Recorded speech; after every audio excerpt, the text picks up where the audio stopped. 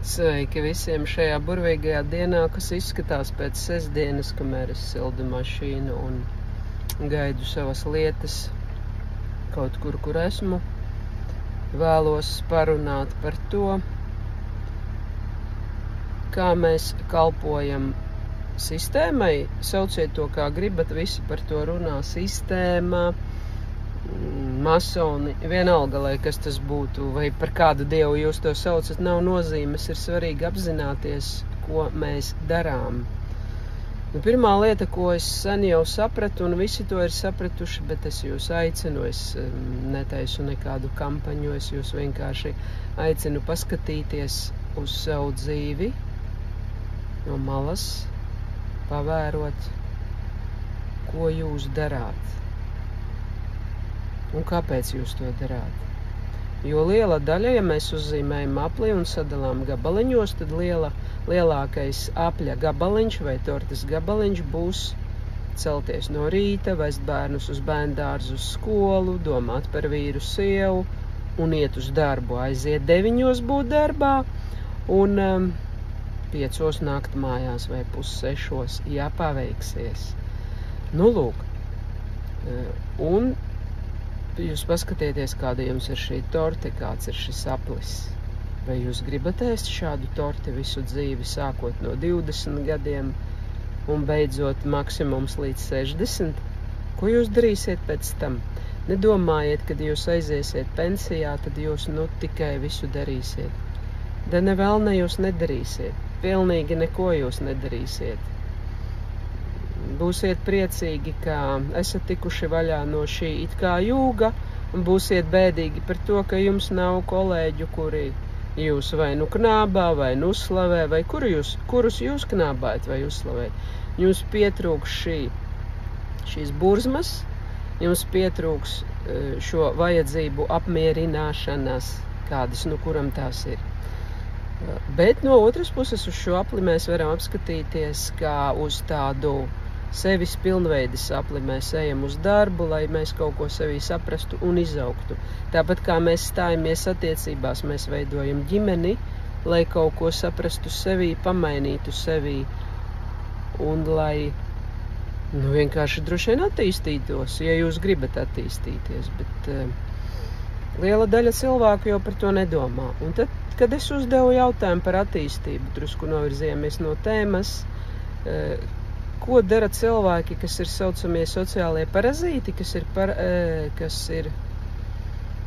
kas patērē, kuriem vajag vairāk patērēt nekā atdot, un tad es tā padomāju, tur jau ir arī labā puse, piemēram, cilvēks iet uz darbu, viņš nobaksta telefonu, par to viņš saņem naudu, bet no viņa novelk nodokļus. No šiem nodokļiem arī es saņemu naudu un es saņemšu pensiju, tā kā es saņemšu pensiju, jā. Okay. Jā, lūk, tā kā katrā kaut kādā notikumā vai vispār kaut kādā procesā, kas notiek, vai sistēmā, mēs varam atrast pozitīvo momentu, un viņi ir, un viņi būs, un viņi priekš mums darbosies.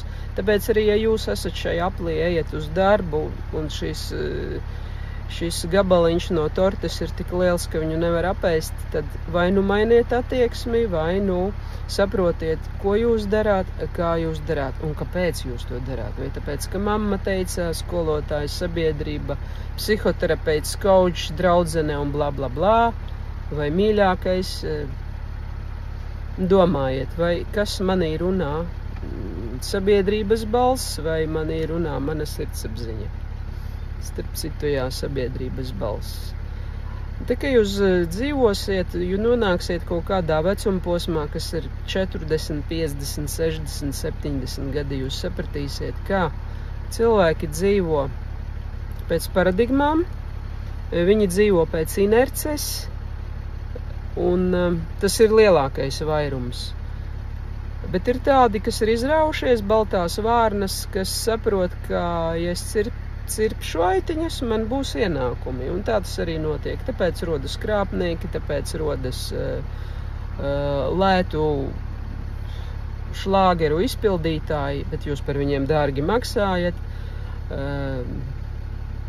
vai roka mūzikas izpildītāji.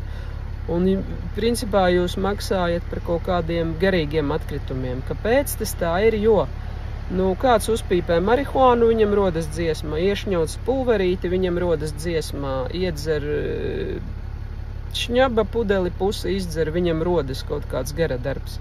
Jo lielākā daļa gara darbu ir radīti atkarīgo vielu ietekmē. Un mēs par to maksājam. Principā ir tā, ka alkoholiķus mēs neieredzam, tos, kas ir nodzērušies, nočurājušies maksimā pie kases 8 no rīta. Ja? Tie mums smird, bet tie, kuri rada dziesmas, ja, kuri uzdrošinājušies uzkāpt uz skatuves, tie, tos mēs slavinām, tie mēs maksājam miljonus, un viņiem arī ir miljoni, un viņš atļaujas būt jebkas, viņš var nomainīt dzimumu, viņš var uzvilkt kleitu, vīrietis, jebko, jā, un viņš būs mūsu kumīrs, vai kā to sauc, elks. Tā kā, jā, vienu mēs ceļam debesīs, bet otru mēs mīdām ar kājām. Bet patiesībā atšķirības lielas nav, pa lielam. Bet šobrīd nav par to stāsts, šobrīd ir par to, kam mēs dodam priekšroku, kāpēc mēs to darām. Jā, tāds bija mans message šodien. Un es vēl aicinu no šī tortes gabala, kad jūs ēdīsiet par darbu un dzīvi, ka jūs patiesībā dzīvojat bērniem, vīram, sievai, sabiedrībai, vecākiem, vecvecākiem, krustvecākiem, bet ne sev. Es aicinu padomāt arī par to, uz kādiem koncertiem jūs ejat, uz kādiem teātriem jūs ejat, ko jūs klausāties. Jūs klausīsieties šo cilvēku, tāpēc, ka viņš ir slavens, bet viņa, to, ko viņš ārā nes no sevis, viņš nav panesams, un es par to naudu samaksāju, tāpēc es sežu koncertā vai teātrī. Nē, jums tas nav jādara. Ejiet ārā no koncerta, no teātra. Un ideālā variantā jūs varat naudu dabūt atpakaļ. Ja? Jo, ja tos visus sauc par aktieriem un dziedātājiem, tad es esmu mikroķirurgs, Ņujorkas centrā, es zinu,